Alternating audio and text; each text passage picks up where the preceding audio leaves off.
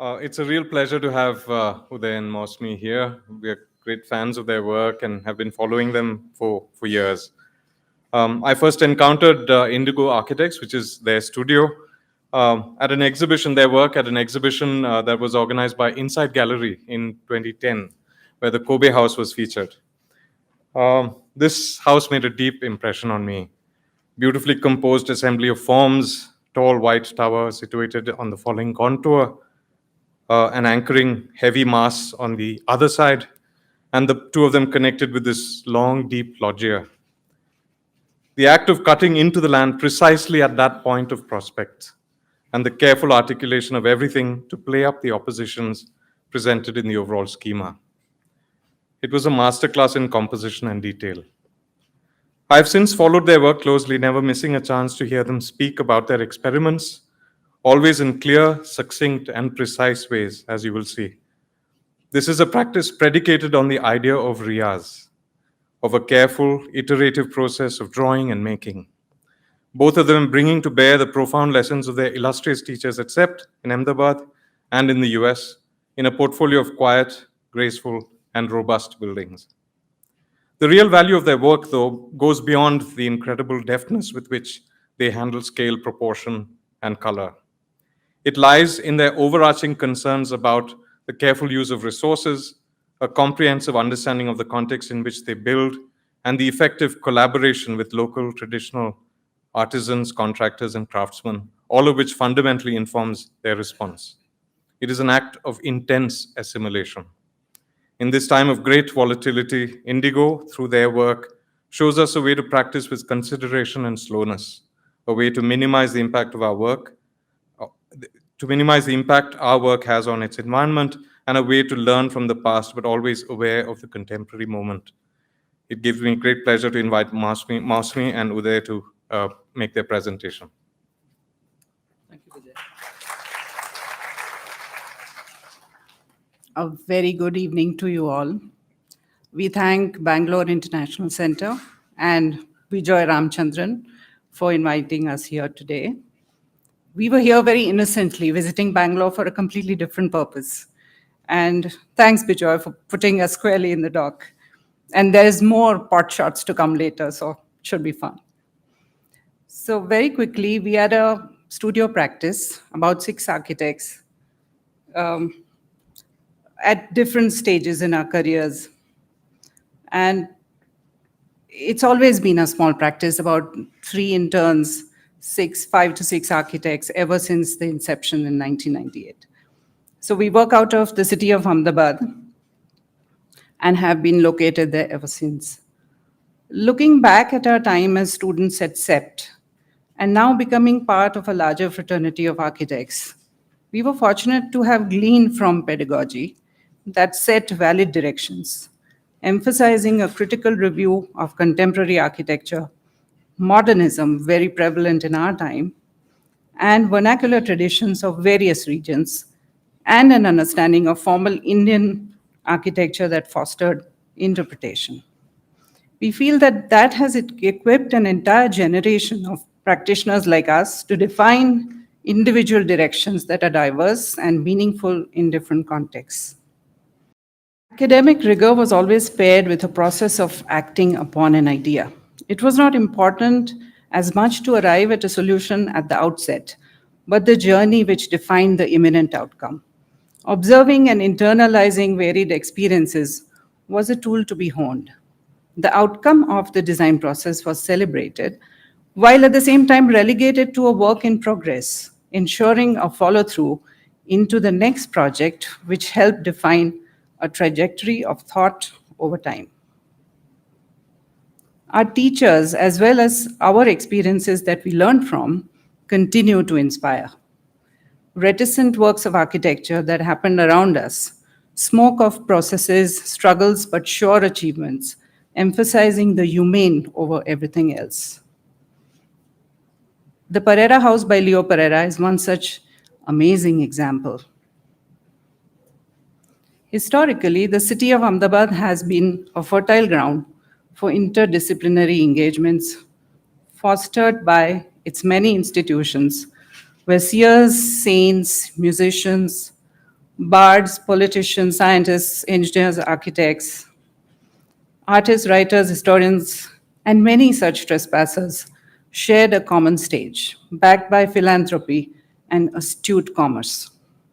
This amalgam has been invaluable and helped our abilities to make lateral connections across disciplines, enriching the process of learning.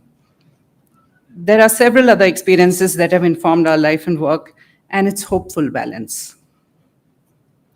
A deep interest in the culinary traditions of our context, addressing scales and methods of engagement, resonates with our own understanding of our architectural milieu. The music and sounds of the context we dwell within have been deeply influential. Great musicians whose lifelong quest to find their own sound by cutting the chatter, as the Sarod Maestro Pandit Rajiv Taranath so beautifully puts across, is what we consciously aspire to achieve.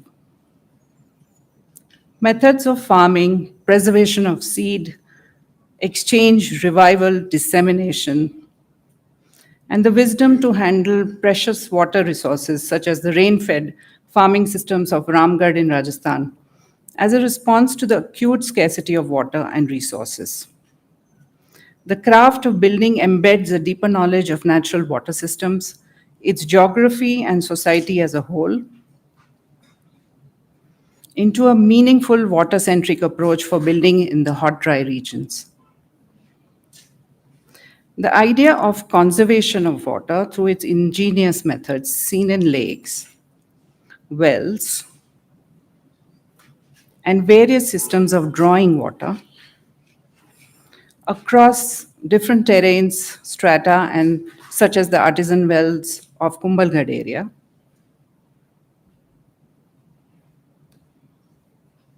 talk of living practices and methods. The architecture of cisterns shows a deft manipulation of material and earth to realize forms of relevance and beauty, while stepwells provide invaluable lessons in the engineered resilience of utilitarian structures. The documentation of such experiences is a tool for us to internalize and absorb and interpret this wisdom. To us, the everyday is important. Our home that we built in 2003 on the western outskirts of the city of Ahmedabad and our studio in 2010 have been labs of sorts that form the core of many experiments that come into our imagination with water, food, and building. Most of our works have been on very modest budgets, trying to make little money build big ideas.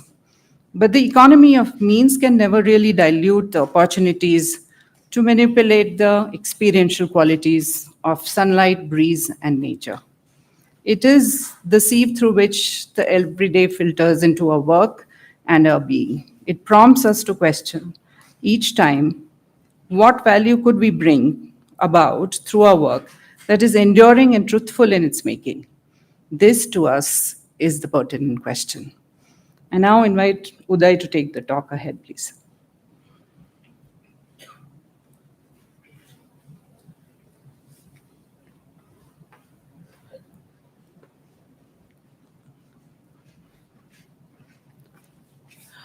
Ours is not a practice that explores the aesthetics of form and materials at the outset, but born out of several fundamental concerns.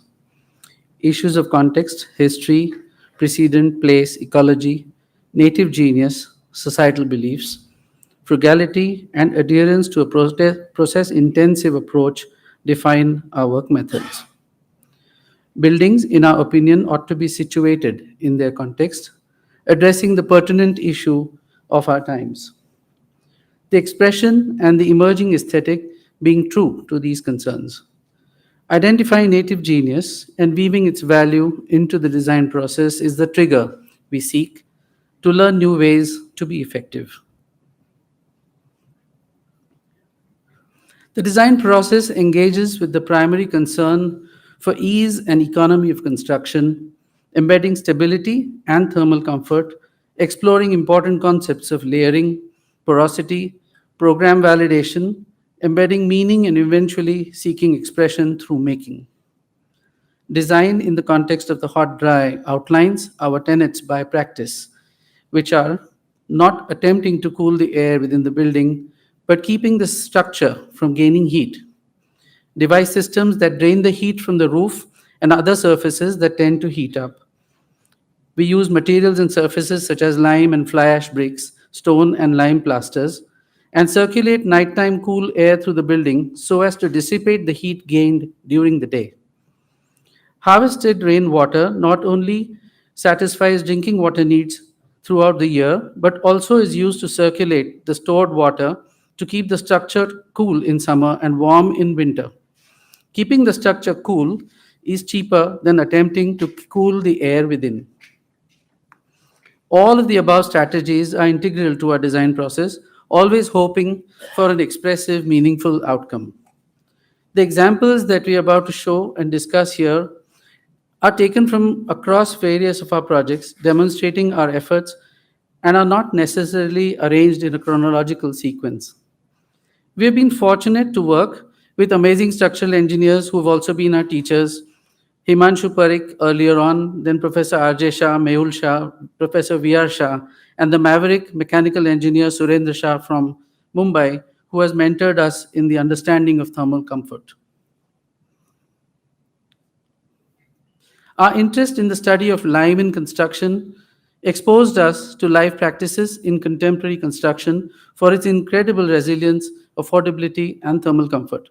Its breathability makes it a living membrane that connects the structure with a natural order of exchange, enhancing the quality of the environment within, self sealing the surface, and ensuring durability.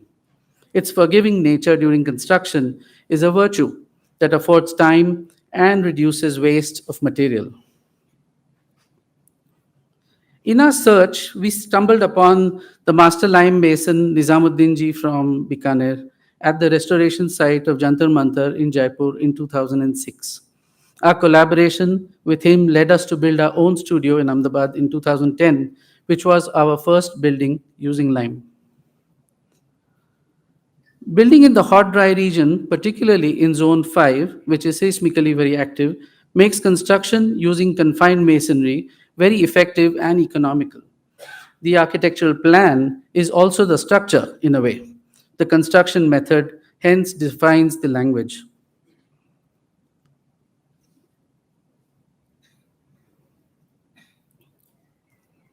We are currently working with Quetta bond masonry as an alternative to minimizing the steel consumed in a building and realizing a stable, thermally resilient structure.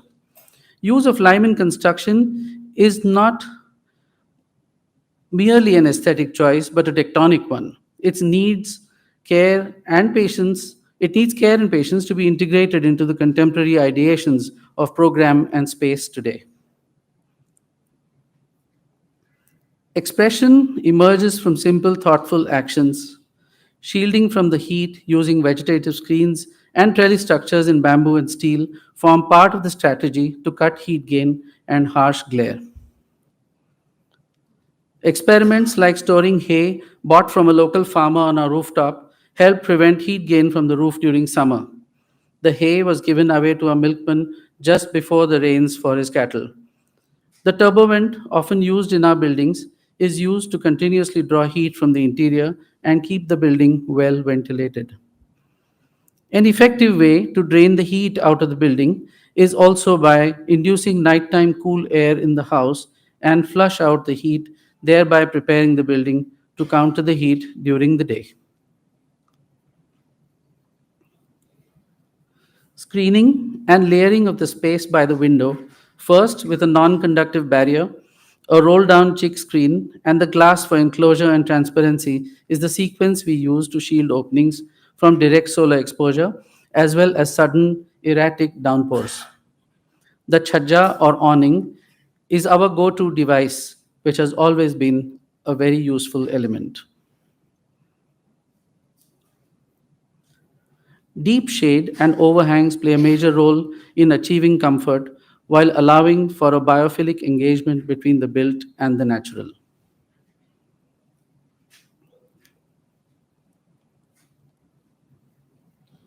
At the Living and Learning Design Center Museum in Kutch, Controlled openings on the heat gain sides are evocative of the desert archetype, putting up a defense against the sun. Small fenestrations on the west and south walls are detailed to allow the winter sun to penetrate the space while keeping the summer sun out. This maintains the thermal equilibrium of the inner spaces to a great degree. The west face takes the brunt of the light and the heat, while the openings allow breeze to flow and temper the harsh light. It's almost as though one designs for degrees of darkness and not for how bright a space can be.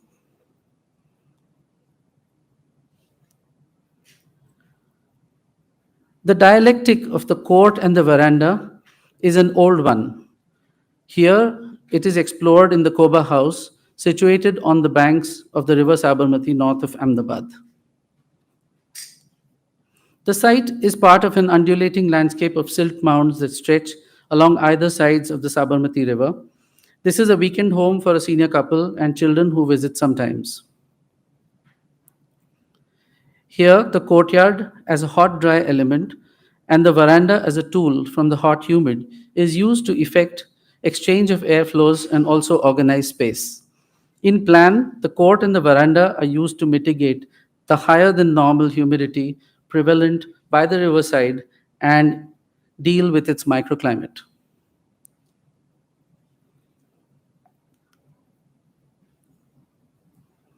The built form comprises a retaining wall that holds the excavated earth, forming a berm that defines a court and a veranda that opens to the view of the river. This is a significant departure from the traditional hot, dry climatic response in the region seen in homes with introverted courtyard plans.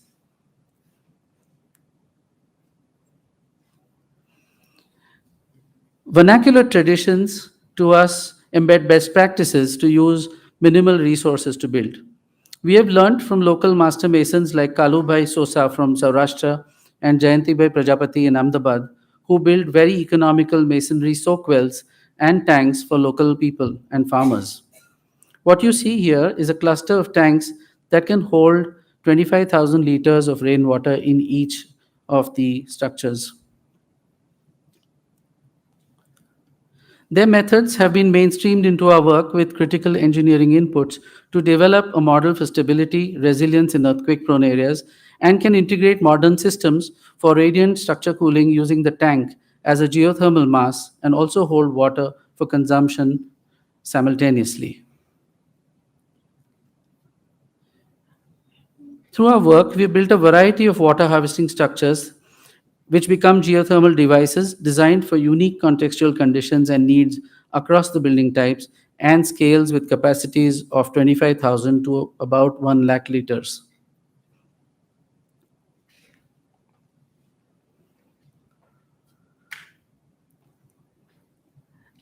I'll be talking about 3 projects quickly. One is the Adipur house, which we completed just before the pandemic in Adipur, close to Gandhidham, and the Natrani theater and the Ajax studio to conclude. The Adipur house was designed for a family from the Ahir community who are landed farmers and practice dairy farming. The site for their house is part of the twin planned towns of Adipur and Gandhidham in southeastern Kutch. Adipur grew in prominence in post-partition India as a planned town with a mix of indigenous communities and refugees from Sindh in Pakistan. Arrays of plots divided by broad streets organized around squares and public open spaces define a typical residential neighborhood. The plot of land here was linear and deep with an area of about 1,000 square meters, oriented east-west along the longer axis. A walled entrance court abutting the street to the west reminisces the separation of the dwelling from the outside street, often seen in the rural settlements of some areas of Kutch. This affords a veiled privacy from the street and acts as a pause before one enters the home. The plan is linear and is punctuated by light and an inherent functional porosity within. Confined masonry using 230 lime and surki, which is fired brick dust, bricks, punctuated by thoughtfully placed reinforcing columns was cast along with the masonry to create an integrated system. The family here comprises three generations, the youngest being 6 and the oldest about 70, with a strong connection to their community and societal engagements. The main components of the brief, apart from the usual requirements of a simple home, emphasize the need to be self sufficient with water, thermal comfort, use of appropriate materials that would enhance the building resilience to counter seismic forces and extreme winds prevalent in the region. Our design discussions were open and inclusive on site or in their home over a lunch, with almost all members of the family participating during meetings to engage, opine, discuss, and express. The challenge to sift through each opinion, seemingly tedious, became a very positive way to orient everyone through models and drawings. While the composition of the mass deals with shading itself from the south and west, the section allows the building to be controlled like a device from day to night in summers and winters, which can be quite severe. Funneling breeze from the west to east, creating shafts to vent out warm air and trapping breeze from the south and west to effect nighttime cooling of the space are some of the fundamental strategies deployed in this project.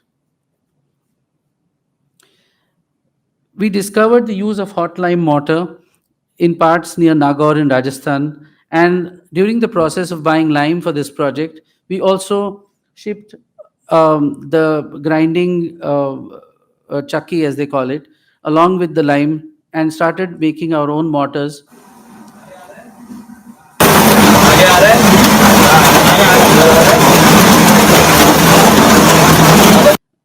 And this is how the lime,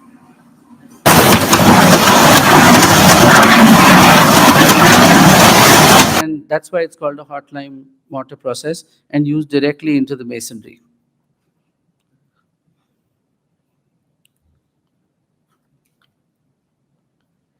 The consistency of lime mortar for brickwork provides workability, which allows for good workmanship. The same mortar with additives such as resins and molasses is used to make the three coats of lime plaster before the finishing coat of dolomite lime putty. To the left is the process in which it's very important to arrive at a certain consistency of lime so that it enters every crevice, every vertical joint of the brickwork, thereby creating a very solid monolithic bond between the brick and the mortar. Here, the strength of the mortar and the strength of the brick are equated so as to get a more unified kind of a strength upon maturity. So here you find the process, and this was one of the demonstration meetings that we had on site with the masons who work with lime, and two or three others who were learning in the process. And on the right, you see the first coat of lime being applied on the wall.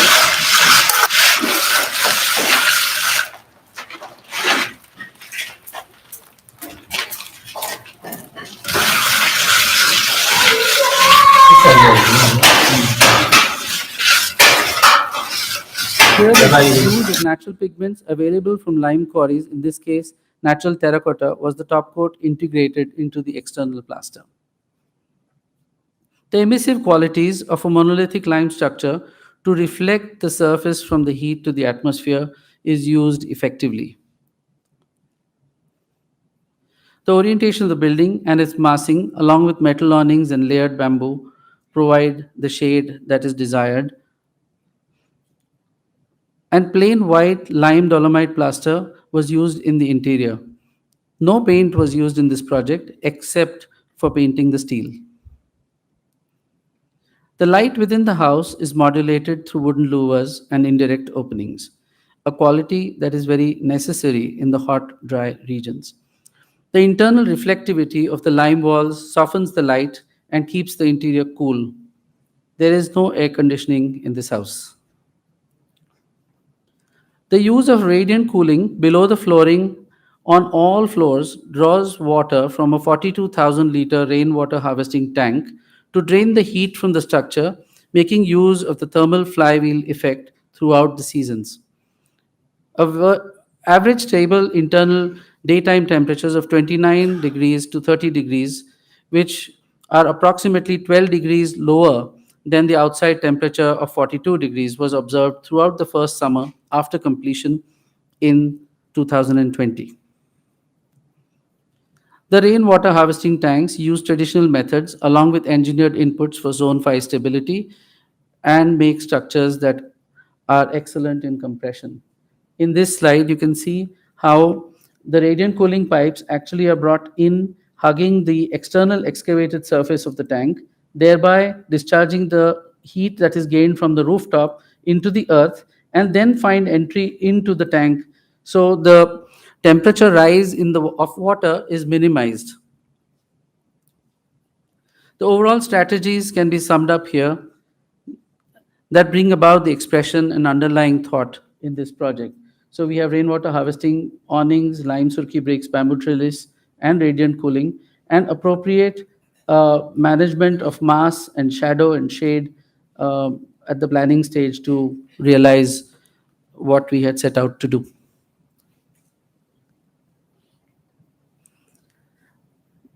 The next project I would like to share details about is the Natrani Amphitheater, which is part of the Darpana Academy for Performing Arts in Ahmedabad. The Sabarmati Riverfront Development Project in Ahmedabad impacted the existing Natrani Theatre and its precinct, with a major chunk of the stage area lost to the riverfront edge road and the sidewalk. This rendered the theatre inoperable for several years. It is in the context of this reality that its renovation was both imperative and desired for its activities to flourish. The new proposed layout not only attempts to mitigate this situation, but also reimagines Natrani Theatre to improve upon its existing infrastructure and capacity. Several timelines define the campus for the Arpana Academy and its buildings. A small library built in 1963 by architect P.V. Doshi from Mrinalini Sarabhai, a small wooden haveli inserted in the campus in 1966, and the Darpana Dance School built in 1968 by architect Kanvinde, used currently as a dance school, are the oldest structures on this site. Rebuilding of the new theatre was on the site of the old amphitheatre, built in 1994 by architect Kirti Shah, and the new acoustic wall completed by Abhikram in 2017. The edge of the riverfront along the site was built out as a retaining structure by the firm HCP in 2017-18, around the time that we were hired to do the theatre. The retaining wall actually houses the Mrinalini Sarabhai and Vikram Sarabhai galleries, which are accessible from the riverfront sidewalk and in line with the acoustic wall. Responding to this historic site was a challenge, as was its physical condition and location. Seen here is the opened up edge to the riverfront and the acoustical wall under construction. While the library by B.V. Doshi is seen in profile, retaining the side of the theatre steps. The proximity of the existing modern era buildings in exposed brick and concrete, as well as the new acoustic wall, inspired the warp and weft of the new theatre. The architecture sought to express continuity with the older materials through the use of exposed lime bricks recycled from the debris of the demolished structures, including the library that was in a state of great disrepair. The geometric center of the old stage was retained, and a rainwater tank was built over it.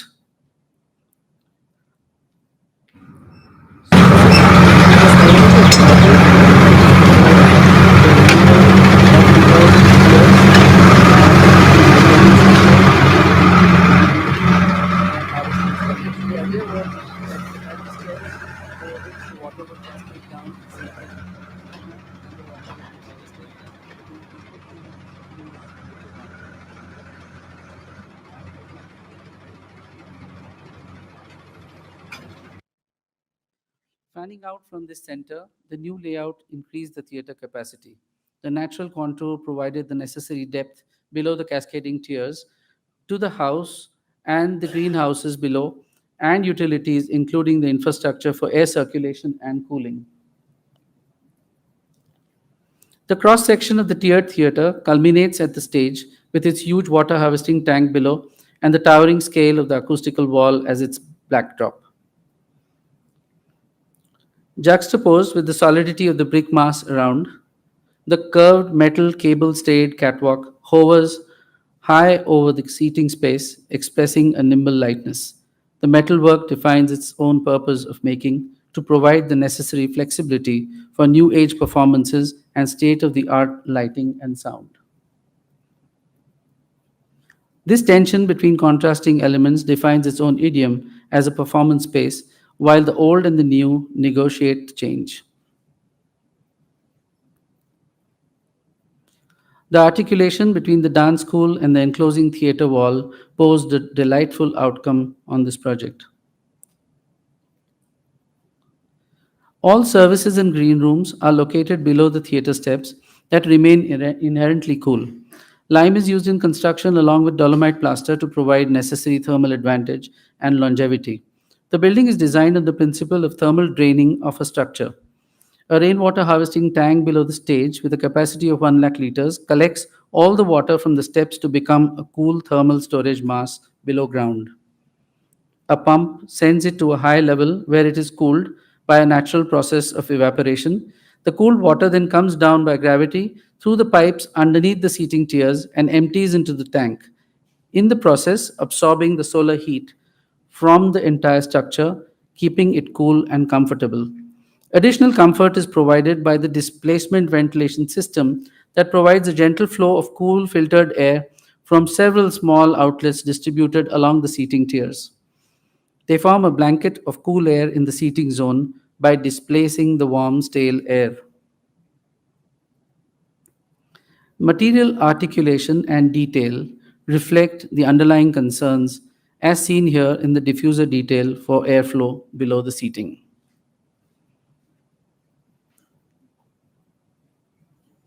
And so does the exploration of the program to achieve a variety of spatial engagements. The access to the river is off of the entry space to the theatre and is the fulcrum of movement and use that transforms itself into a performance space for small baitaks.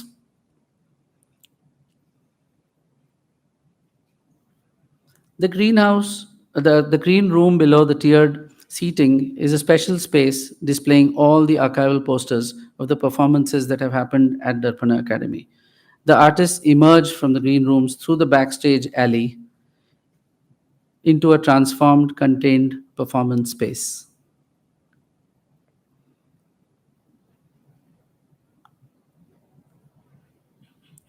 The stark brick walls provide a canvas for projections and evocative narratives.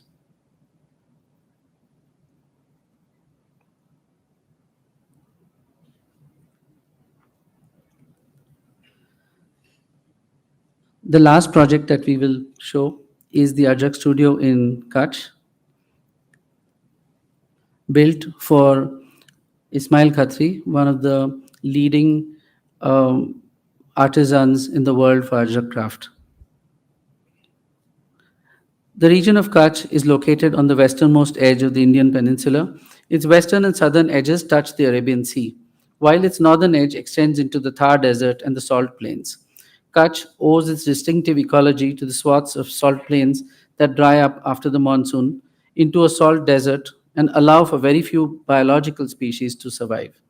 The dry, remote landscape of Kutch is animated by an exceptional diversity of textile crafts practiced by its various communities, all in the face of very limited resources that pervades their lifestyles and the ethos of the Kutchi people.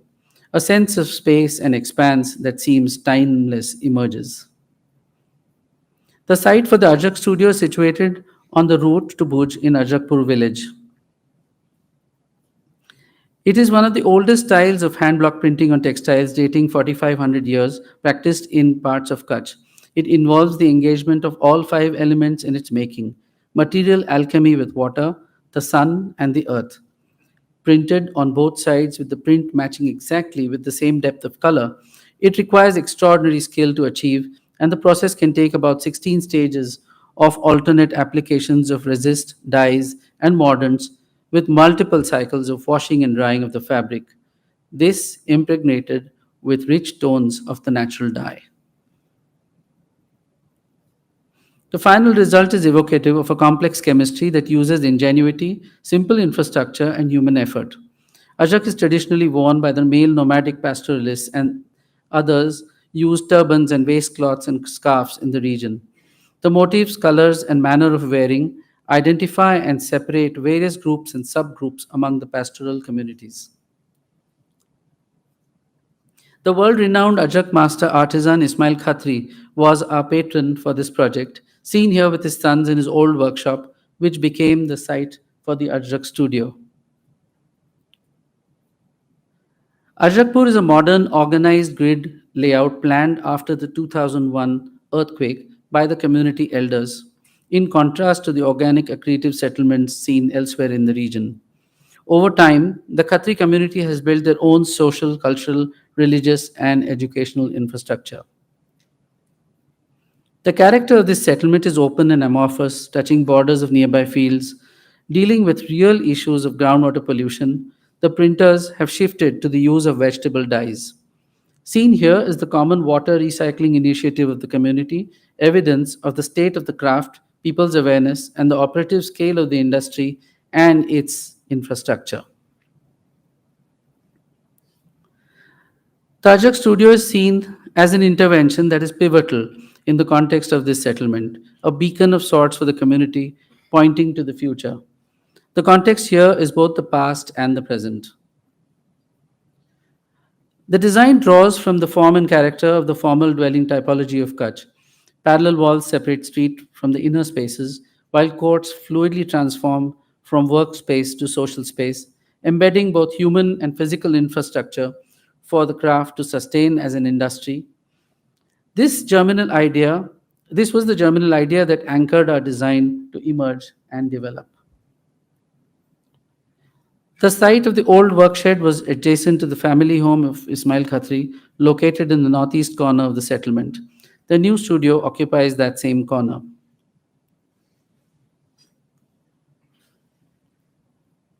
The built edge is defined by the expressive western facade facing the community commons. A sense of place emerges.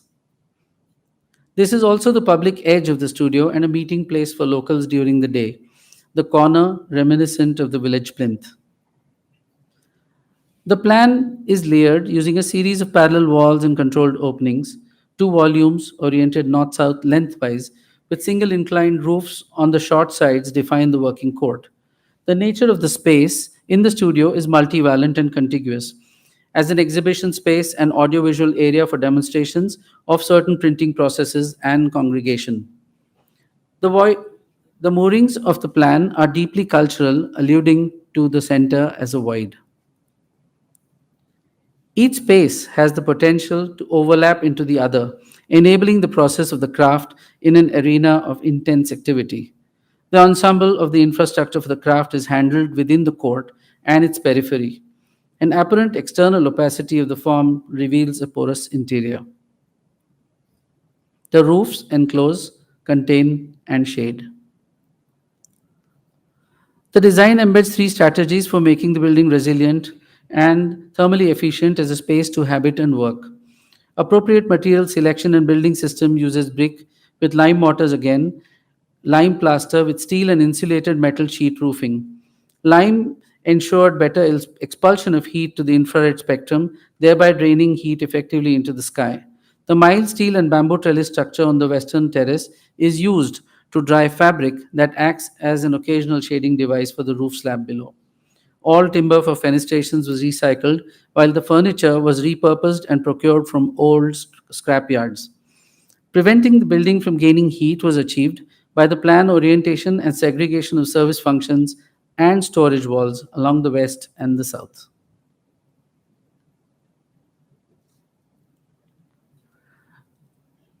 Stored rainwater, circulating it in the slab helped cool the structure and ensure thermal comfort.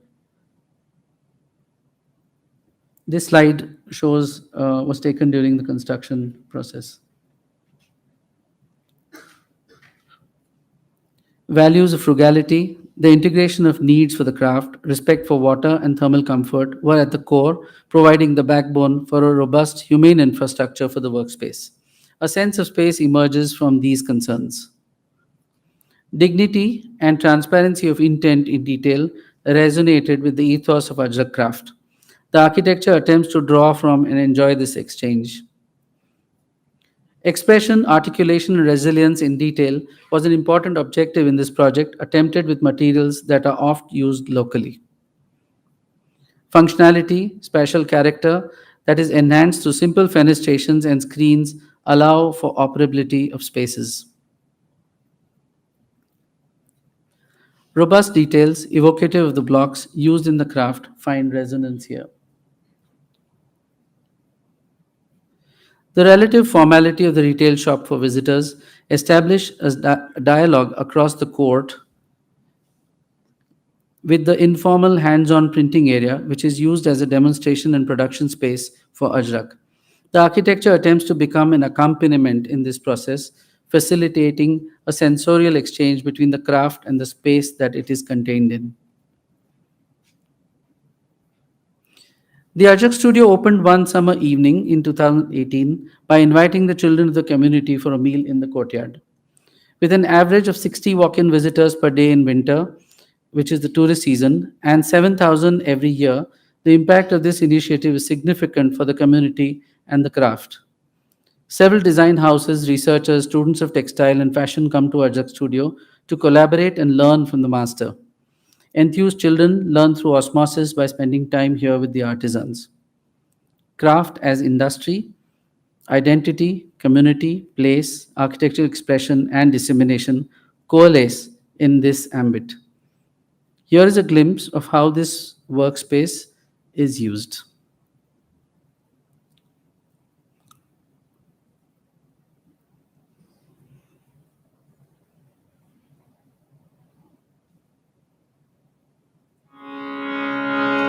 वल्ला मोल्ला पकड़ पाक पल्ला होएगा ही बल्ला रसुल्ला पुकारो कयामत के दिन में अनामत भी जावे मुसीबत न पाओ सो हिम्मत न हारो रखो याद दिल में मोहब्बत का कलमा मुसलमान सारे नबी जी पुकारे इल्हिल्ला इल्हिल्ला इल्हिल्ला पुकारे इल्हिल्ला इल्हिल्ला इल्हिल्ला हैरी मन माथाए हरक ए अजरक हैरी मन माथाए हरक ए अजरक ते तरने सीमाणे क्यारे पंखीड़ानी हारे हारे ते तरने सीमाणे क्यारे पंखीड़ानी हारे हारे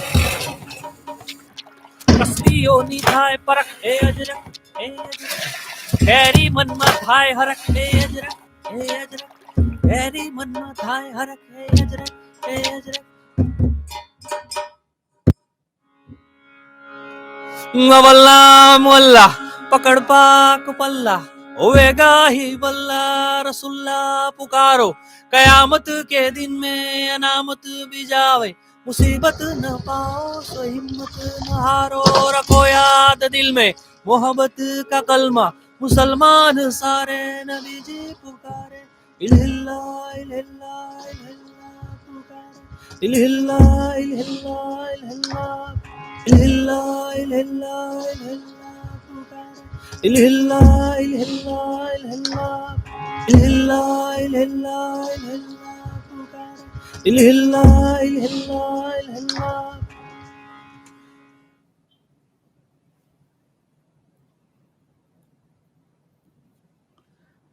The music was composed by the musician and writer Kintu Gadvi, who is based in Ahmedabad.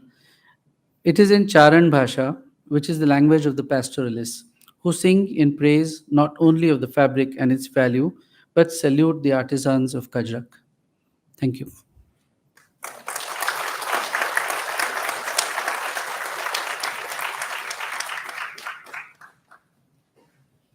So, I mean, this, the three projects that you showed, and also, the little that I know of the work that you've done after having followed it for all these years, there is a real engagement with, the possibility to, or the possibilities that exist in each of the sites in which you build. So what are the traditions of, the local construction? What are the materials? And in fact, the aesthetic or the order of your buildings come as a result of that, as a recognition of the existing, uh, technology, if you will. It's very different from the way that I practice. In fact, uh, and really, I find that also different from at least the little I know about Sept and the modernist tradition of how one is taught. I just want you guys to tell us about where that shift occurred in this realization that this is the right way to do it, or this is the way that you want to do it. This idea of the local, of embedding your aesthetic and your schema in a way in the recognition of what is existing. So in 1998, when we came back from the US, we re-examined a lot of both old and new architecture. And the advantage of being in Ahmedabad is that we already had a vantage from the 1950s till, almost 2000. So we had 50 years of really examining what concrete is doing, how brick is wearing, how is stone wearing, how are plasters doing, what is not working, what looks aged and decrepit, and what needs to be really absorbed and worked upon. So I think it was a self-evaluation of a certain nature which we went through. The second big turning point for us was the earthquake. This was in 2000, and a lot of destruction in Kutch and in Ahmedabad just shook us up completely. And I think not just us, but the entire fraternity. And it was a point where things turned very, very majorly. And I think Uday traveled to Kutch almost the same week of the earthquake and saw the kind of complete destruction of towns. And we realize how masonry doesn't work. We realize how steel gets mangled as if it's like a twig. And we realized a lot of things about construction, details and materials right at that moment. It was a watershed moment. And I think that's when we started searching and really sought out other alternatives. We knew that lime existed much before cement, and we knew that it was more resilient. The old palaces just seemed to be happier than the modernist works. And that's where we started traveling to. So we went to Rajasthan, Gujarat. We just kind of dug deep and asked Nimish Patel, who was already working with a lot of revival kind of architecture in lime. But that was not the way we wanted to follow.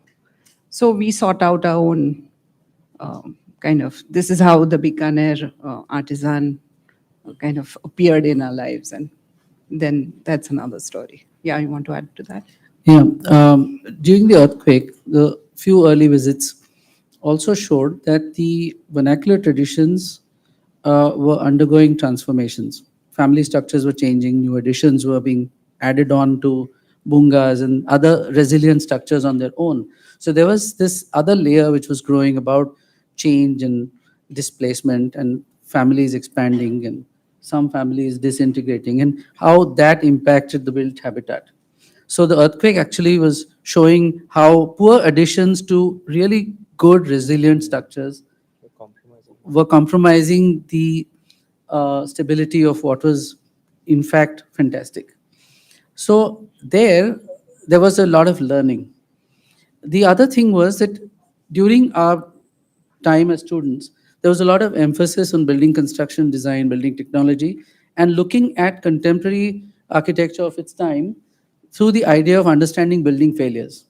And we were so fortunate that we could do that just through a very structured program at CEPT, which was just sending kids out there to study buildings and why they fail. And this, I think, was immeasurable. And when we went to Kutch to see things after the earthquake, everything kind of unfolded. So that was a huge turning point. The other one was that when we left for the US, we landed up in New Mexico, which is really not the America you want to see. It's not America. It has its traditions of indigenous people, their architecture, their rituals, their practices, and several layers. So I think that to us was a relief to put our foot into the US and realize that there's this immensely rich culture and fantastic building traditions. So we traveled a lot in Southwest United States, going all the way up to end of Colorado and down Four Corners and all those places. And we found a lot of meaning in the architecture there. And when you look at the Pueblos there, and you understand that the fundamental concern is about protecting oneself from the elements. And I think that is the fundamental thing in architecture. And coming back, our first institutional project post-earthquake was in Kutch. So the landscape of Kutch and the landscape of the southwestern United States kind of tied the thread in a way. And I think your question about, when did the lights turn on really was during this period, about defining a practice which is meaningful to the point that whatever we build must last. And if it is to be built to change, then it must be built to change as well. So I think everything tied in at that point in time. I remember you telling me that when you'd applied for your master's degree, that three of you got into MIT. And thank God you didn't get in there, because I think New Mexico was that inflection for you. Because I do find in the, like you were saying, the conditions in that part of America dealing with similar, limitations of, resources, water and heat, that somehow it was the prepping ground, a kind of second learning, if you will. Once you're outside, it's like Rushdie saying that, when you're in India, you're too close to the screen, and so it's all dancing pixels. And as you move away, suddenly you see the image. You can see what it is you're meant to do. Yes. With regards to, so just to step back a little bit to go before architecture. Thanks to Girish Doshi's wonderful series at MMC last year, I got to know that your dad, Dr. Sridhar Andhare, was the curator at the Prince of Wales Museum, and then later at Indology, and then also the LD Museum. He was the director. I don't know much about Mausami's background, so I want to pick a little bit on that. But I wanted to start with your own childhood. And is there something that you now recollect? Like Doshi talks about having spent all his time in the workshop, and maybe that's where he gets the sort of beginnings of that idea of being an architect. Do you remember some moment in childhood that sort of... Yes, quite vividly. So as a child, we lived on the campus of the Prince of Wales Museum, right above Max Muller Bhavan. And the place where we played on the ground was right across from the Jangirad Gallery. So you hit a ball and it would go and hit the wall of the gallery, and sometimes inside. And one of us had to go and talk to the people and retrieve the ball. And we lost it sometimes. Now, that was how close we were to that space. And my father, being part of the museum, always had incredible people from the field of art and culture visiting and showing stuff. And he was also a conservator. So there was a lot of artwork lying in the house which was under repair. So I remember Hussein's horses underneath his bed, left there for flattening, because it was all crumpled up under the mattress. And you could see, and he would say, oh yeah, there's this guy paints horses. And we were very small.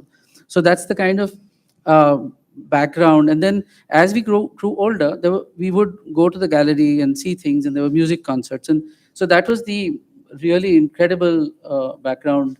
There was also the CJ Hall, which is now the NGMA. But the CJ Hall actually hosted something called the Kalke Kalakar, which was a platform for young musicians and dancers to come and perform in front of an august array of acclaimed musicians and dancers. So, and that was a free event. Right. So you could go and walk into that place and see and listen and walk out. And so that was very, very important. And it's also true that when your dad was the director at Indology, the LD Museum, which is right behind it, was under construction, Yes. right? And So- so did you run into Suresha? Or I mean, Yes, yes, we did. So I was in 11th grade at that time, and we moved, and my father and Bibi Doshi were discussing all the time about the extension to Indology, and the work had almost started. I mean, the design was done, so there was a lot of exchange. They would meet often, and every time I went down to his office, I would, bump into construction crew and sometimes architects from Doshi's office on site. So, with really no great intention of becoming an architect, this kind of osmosis had already begun, I think. I also saw walls sometimes getting broken because they were not in line, and 5 or 6 people pounding at a wall because it was not appropriate. And so those things sort of have had a lasting the power of the architect. the huh? power of the architect. And so, I mean, in practice, we've sort of tried not to do that. Thanks for clarifying that, Uday. And Mausami, you're from a family of doctors. Is there an architect somewhere in the horizon that sort of influenced you? Or, why architecture? Not directly, but yeah, 2 medical doctors and nobody from the artistic background anywhere near me. I was a single child and I was very much into reading and drawing. Those were my 2 most loved hobbies. And I figured if I really wanted to have fun, then I have to take either one of them and take it forward in life. Drawing seemed more fun. And at that point, I happened to be in touch with 3 of my cousins, all from my mom's side, all CEPT graduates, all women. And they were senior to me, much senior to me. And because of them, I had interactions and I started thinking about architecture. Also, very significantly, I would always bicycle to school from my home. And it took me from areas which had a lot of Talati, lot of Korea, and other works, which sat in conjunction with the old Ahmedabad bungalows on the western side of the city. And they seemed really elegant and sophisticated and very stark, but kind of interesting. So all my childhood, I've bicycled those streets near CG Road and Amavadi, and I've seen these campuses and these bungalows, the large houses, and that triggered an interest to dabble into it. Yeah, so I mean, of course, a lot of us who studied here at that point in time, of course, I had wonderful teachers as well, but we looked, from a distance at CEPT, and would any chance we got would go to Ahmedabad to raid the library or to just hang out and listen to how people spoke and dressed and what music they listened to, and this was how you became an architect, right? But I want to know from you. I mean, and it's also Gurjeet was here, sometime back, to release his book. But there seems to have been this kind of magic time on campus. I mean, there's so many people from your generation, of course, Shumitra and Nisha, and then subsequently as well, and then your seniors. I mean, it just seems to have been this fertile time at the institute with, a very, very rich set of teachers. You mentioned Leo in your presentation. Do you want to talk a little bit about these mentors? I see that, in all of your lectures, you're sitting in front of a board, and I can faintly see this kind of series of photographs of Varki at the back. Can you talk a little bit about these teachers, maybe in the way that, what was it about that environment that got you to be searching, to always learn, to redefine that search, that it wasn't an education that was set in stone, in concrete, that it allowed you that ability, and all of you are doing different work, what's it about that environment that made it so convivial, that you were able to find your own space and flourish, as professionals? Yeah, so we started school in 87. That was the time when Kurula Varki had joined as a director of the school. He started in 86. And I think Neelkanth a little before them, before Varki. And we had Leo Pereira, we had Anant Raje, we had Masauda. Kiran Pandya, and all these practicing architects also contributing as teachers of design studios. And then we had structural engineers and other faculty which had fairly rigorous construction courses. But the magic for us is the tutorship of Kurula Varki and Nilkanchaya, really, and the kind of energy and effort that they put into our batch and the batches around us was phenomenal. We would have a 4-hour lecture on Alvar Aalto, on qualities of his work and how he wove his ideas and how they were expressed through his work. And then the drawings and how the detail was worked out. So it was exhaustive, immersive, and thoroughly exhilarating as students. And we were like sponges. We just couldn't have enough. We just listened and watched them draw. They had beautiful hand. When they drew, it was just a delight to see that. And all these impromptu lectures, quizzes, impromptu visits to different sites. And they would decide and just take us to Mandu for 4-5 days.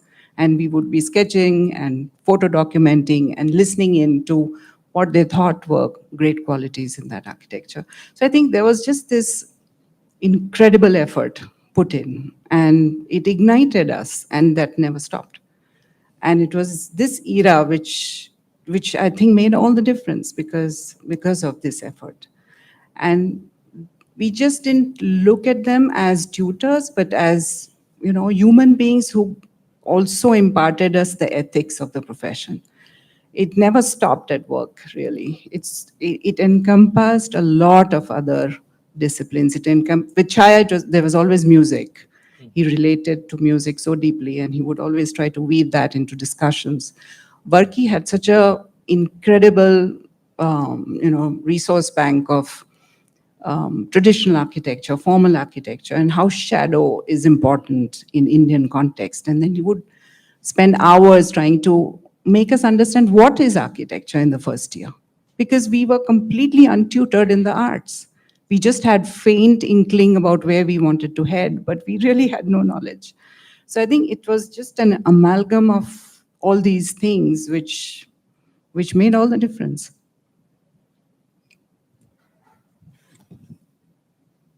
Yeah, I think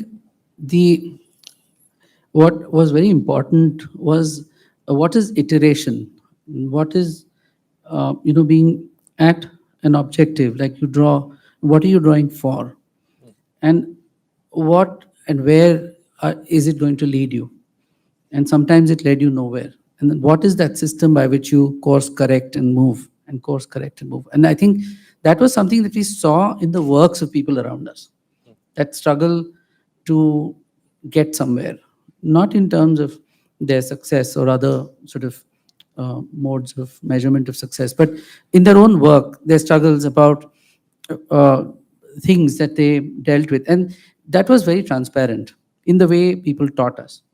So if you had people in the studio, they would share real life things in a way that it made sense, to almost bringing it close to your own studio process, which it was.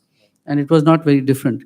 So I think that energy and that struggle which you saw was transferred. And that to us was very important. And it was kind of like Riyaz, where you sort of practice with a certain mindfulness. And you practice to observe, correct, and evolve. So I think the entire way of pedagogy was centered around something like that, to put it in a nutshell. Yeah, I mean, from what you're saying, the lesson really is about this idea of deliberate action. That you're deliberating, you're slow, you're iterative. You're and the idea of this looseness of just, okay, let's talk about alto for 4 hours, or let's discuss the detail of the Ruby house, and unfortunately today, I mean, I was on the VTU University. It was a complete failure, the 3 years that I spent on the VTU University board, because they've got, in a semester, they've got 9 subjects to cover, 8 to 9 subjects, and one of them is design, right? So you have no time. So, when we were in college, we had 1 year. We worked for the last 2 months for the final exam. The rest of the time, we were out in Ahmedabad or wherever else, or at SLV, having idli vada. But all of that actually is wonderful because it gives you the time and space to then find, where you want to go, what you want to do, and what is of value. And I don't know, I mean, it is also, I wanted to just segue from that to talk a little bit about the kids who come to your office now. And what do you find, I mean, both as opportunities, I mean, in the things that they bring to the table with, their own awareness of the world, because it's everywhere, you have access to everything, but also those limitations that you see that are ingrained in them because of, the kind of environment that we have in our schools today.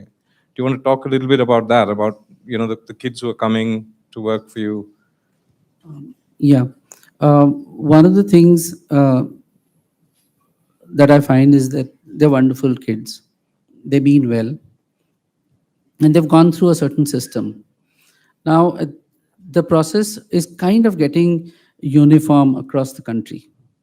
Somebody sets certain precedents and trends, and the others think that that's a good way to manage education.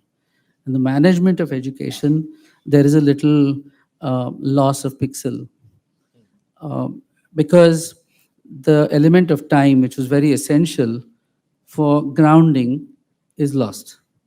And so that we see in the sort of tentativeness of people who have graduated, that they feel that they are not equipped enough to take the jump. A lot of them attempt to start off something on their own and realize that no, they need to go and get some bit of apprentice training somewhere to realize and understand processes to move ahead. So there are all kinds of experiments going on within the young fraternity of architects. Some of them are very successful. They've been able to, collate their abilities together, market themselves, and are kind of finding their way. A lot of the people who are serious and who are looking to practices that are, have built up their work over a slow, solid process, feel the value in what is happening around. So there are all kinds. I feel, however, that the tradition of understanding tectonic structure cannot be diluted, especially in an environment where we will have to make a lot of important choices in very short times. The amount of materials that we are seeing right now and the proliferation of new vendors and details and things like that requires a very sound understanding of how different materials could come together, what would be their compatibility or lack of it. So that understanding takes a long time. And I think in education, the emphasis on building technology construction is diluted. It's you're supposed to know all that on the trot within the architectural design studio, so to say. But then the emphasis on presentation versus content is the other problem. That while there is the content is kind of struggling to get there, the presentation supersedes, and then you move on to the next one. So it's a work in progress, but I think that has its implications. You want to add, Mausami? Yeah, I think there is a lot of breadth because there is choices and it's opened out to a lot more engagement on paper. That it seems much more democratic, it seems much more interdisciplinary. You're supposed to, a student can make those choices for himself or herself. But at the same time, there is a certain loss of depth. Also, I don't know how times are structured. We had a staggering 275 credits or something that we did. And we did design studios, but equally we were immersed into construction and drawing of details and so on. So I think that gave us a lot more foothold when it came to being young practices. It gave us a slight bit more confidence that we'll be able to handle it, that we can make that wall section and I can realize it. That is really critical for a young person stepping out of college. And I think that, as a profession, as academic world, we need to address it because you give them a lot of choice and not give them that sense of confidence, then there is something is amiss. I had a chat yesterday with Professor Vasavada just to ask him about the both of you. At dinner, I will reveal it all. But he said that you both were very, very sincere, and that you just sort of were quiet, reticent students. That you weren't trying to show, your work or try to shine in a way, and that you were just at it, in a quiet sort of way, which he appreciated a lot. But he also asked me to, or he posed this question while we were on the phone, and he said, so what is the role of the professional? What is it that, as an architect, you've got a practice and you've been running it now since 1998. What do you think, as a professional, as an architect, what is your core responsibility? I mean, what are you coming to the table to offer your clients, the larger context, people around? I mean, what is it that you bring to bear? Apart from the mere construction of buildings, I mean, is there some larger? So I think the most fundamental thing, I think, for any professional is the sense of due diligence, that someone's come to you because you're supposed to know more in a particular area of focus. And I think the due diligence is about putting yourself not ahead of the process. So as architects, there is this thing about having a predetermined, because for us it's like a work in progress. Okay, if I was not able to do something here, I'll probably try it somewhere else. So there is this thing where you already have the overlay worked out, and you're trying to find that fertile ground where you would deploy it. And I think much earlier to that is the sense of diligence and examining exactly what is required, and where you are actually completely backstage, and you're examining things in the interest of the project, place, people, ecology, and program, and the feasibility and economies of what you're going to be dealing with. So I think that sets the parameters for your engagement, not your own agenda. And I think that is very, very important in practice, I think. So I think that's quite fundamental, I think. I think an honesty of approach and a willingness to listen, an ability to take everybody along is the core of being a professional. I don't think it is about personal agenda or ego or a personal kind of trajectory where you want to express yourself in a certain way, or you want to, whatever those personal goals may be. But it is primarily, you have to take the person who's investing in you along with you. And I think that for us is very, very important. And every Are single... you careful to choose who that person is? I mean, when clients come to you, we are. We try to be. We try to be. There was a time early in our careers where we said no to a lot of work that we did not want to dabble in, or we had a sense that maybe this person is not going to be, completely honest, or we don't have a good sense about it, or we may not be the right people for this job. I think we listen to that intuition every single time, and we always remain true to it. And it has helped us, I think. Even if things were slow, it's always been slow for us. We've not done staggering amount of work. We've done measured amount of work. And that's the way it has to be for us, I guess. That's the way we are. But I think that this makes us feel that we have done our job, that we've invested that time. We do a lot of, hours of, meetings with clients initially. We try to advocate the right things that we think are important for the work. So I think that is very important. That for us is everything. And also on, the whole laundry list of things you can do right, and, good practice and good human beings. That laundry list will never be satisfied all the time.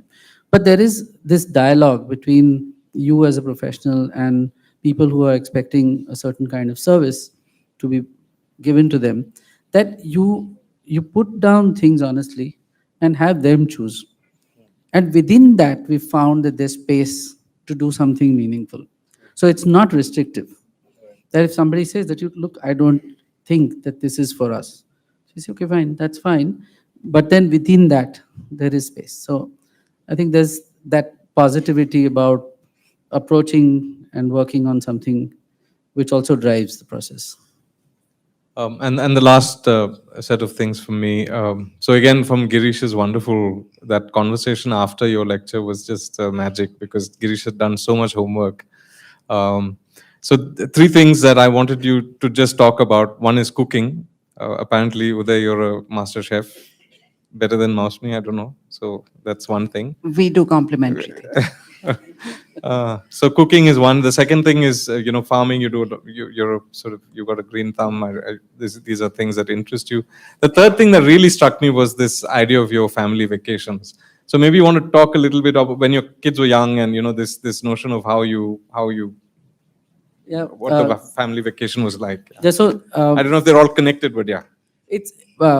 I think our thinking, at least my thinking, is quite food centric, and it has to do with understanding a particular space or place through what is sold or what is grown and how it is cooked and what are the ingredients available, and that has a lot to do, and it tells us a lot about the people and places that we visit. So one of the things which was on our agenda was at least two road trips a year with the children to remote destinations, figure out places to visit, palaces, forts, and other things, and water structures or whatever. And the way to entice them to hang out with us in the car was the promise of food. And so that's how the whole thing sort of uh, started happening. So we would drive across towns, and I remember once we had just left Jodhpur, and then we were passing through this place called Mathania, and that grows the most incredible chilies that make the best lalmas. So we went into that village and we found where this was being pounded, and we packed ourselves with that. And a little distance away, we found a potter, so we bought a pot. Then we went into a village market and we bought spices and things like that. And we had all the ingredients to cook. So then we stopped and we bought some chicken, and we on the way and we cooked, and we spent like an entire afternoon with the children like that in the middle of nowhere. And we had lovely people walking up to us because we were sitting in the middle of their farm and cooking, and asking us if we needed some spices, they could come to their home and pick them. So you also get an idea of the cross section of this country, which is delightful. And there are no boundaries, and there is this complete unity. If you step out, you will realize that. And I think that was something that we wanted our kids to also get exposed to, but we were surprised with what we saw. So that was a very important lesson. And I distinctly remember Rajay in New Mexico treating us to a meal one evening and talking about how carefully he chose his spices to cook the chicken he made for us with the rice. And it was again a masterclass of sorts. And this was really a big influence, to see that yes, there is that these things matter. And I think that's where we've stuck on. Yeah, coincidentally, their son Rohan is also here today, and he's training to be a chef. So Yeah, which is purely coincidental, I think. that Talmas recipe. Mausami, you wanna? Yeah, I think stepping out to make them see different things that they'll never get to see otherwise in normal balance of things was really important and most fun. And I know that they have complained bitterly in the early years, but they hold value of it close to their heart now. They would always complain that you take us to places that we don't know the names of. None of our friends know where they are, whereas they are traveling abroad all the time to all the famous places. So we took them to all the non-famous places, and hopefully that will make a difference. But none of them chose to become an architect. Both of them have their own trajectories. But I think that somewhere there is a thread which connects, and they draw deeply from these experiences as we have done. Thanks. Always delightful to speak to you guys. Yeah, we can take Thank questions. you. Please, if you could come to the front and I have a question. How do you choose the places while you build your projects? Or you have something in your mind about the project and then you choose the place? Or because of the place, you add some air ventilation and then you think about the land where you build it? Okay. Thank you so much for asking. Thank you so much for asking.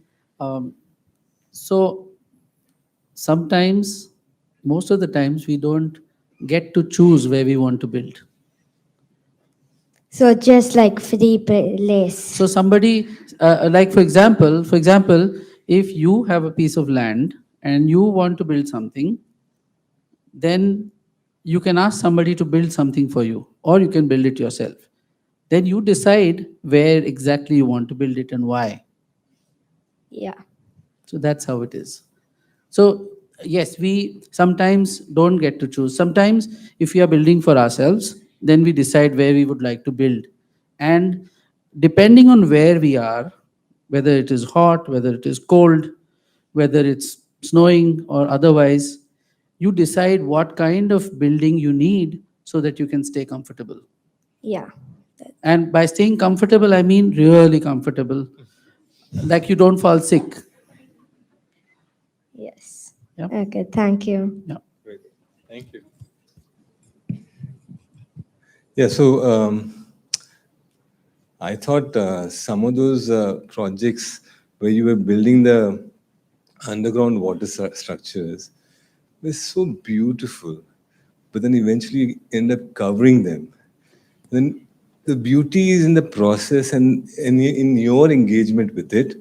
And if finally people see just a floor, right? So I think it's probably a good metaphor for some of the work that you do, where your engagement with the craft finally gets hidden with the lime plaster and it's very clean house and all. But the struggle of making it somehow is probably very important to you. So I was thinking maybe that process. Can you speak a little bit more about it? What is beautiful? Not necessarily is what is there only in the outcome. Yeah. I'll answer the water tank structure first. Yeah, these tanks are built with a purpose, uh, that they have to be below the ground, because they are below the ground, they become a thermal mass for holding water at a certain temperature below ground. So in Kutch, if you go 3 to 4 meters below ground and this bulb is sitting covered with earth and maybe about 3 feet of earth on top, then you get a very stable temperature of water at about 29 to 30 degrees. Now that is priceless, because you have 1 lakh liters sitting at 30 degrees Celsius when the ambient temperature is 45, 46. So now you can quietly take that water, slip it into the floor, circulate it and bring it back into the ground. And so you have, reduced the heat in the building. So it's a physical need. The structures are beautiful. The process of making is beautiful, and the engagement of how you would tweak it depending on where it is being built is also an amazing process. And then all of this has to ultimately go in. The only representation of the tank is really the throat above, and that has been celebrated in history in And innumerable the ways. cold water that you drink. Yes, and the cool water that you drink. So that is a very celebrated structure, the mouth that sticks out of the ground, but the tank is actually deep inside. So I agree with you that unfortunately the purpose outweighs the aesthetics of construction and revealing that as an object. When it comes to lime plasters, we have had innumerable discussions with the masters like Nizamuddin in Bikaner, and he just said two simple things: चूने पे से पानी निकल जाना चाहिए. Simple. And the other thing he said was, when you do lime plasters, you have to break the span of the plaster. So in traditional structures, you will find these beautiful layered delineation of courses in stone, which is confining the scale of the plaster. So you will not find large, sort of edifices in one monolithic coat. You will always find details which will break that. So these are the learnings that we really can't forget. And exposing lime, or using lime bricks with exposed mortars in lime, and then eventually coating the building with silicon defeats the entire purpose. I mean, we totally believe that this is not an aesthetic choice, it's a tectonic one. And I think within that, there are a lot of freedoms that we can explore. And it's a slow process. We are probably doing our ninth house in lime, and we've done 2 institutional buildings in lime. And in that, we keep building upon slowly and hoping that some contextual sort of advantage allows us to do something more interesting with lime. And it's also about available technology, whom we are training, what is the skill available at that point in time. So there are a lot of struggles which actually are not revealed in the simplicity of the emergent structure. That's Thanks, a Vijay. wonderful comment, Vijay, about the metaphor of we're so caught up with the idea of this things that you see as being of value. I remember in Australia, we had gone to the masterclass, and Murcutt was taking us around to see the Boyd Center.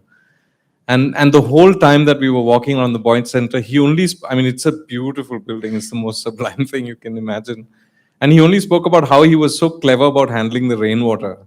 And so all of the detail, everything, and we were all waiting for him to talk about the profound, the spatial quality or whatever. Nothing, oh, the roof is like this because, the water comes down here. This is how wide the gutter is. Look at the spout. And then the water goes here. It gets stored here. And so that was what was of beauty, not the sort of what we were appreciating immediately. What was hidden and managed so cleverly, that brought him so much joy, that it was there.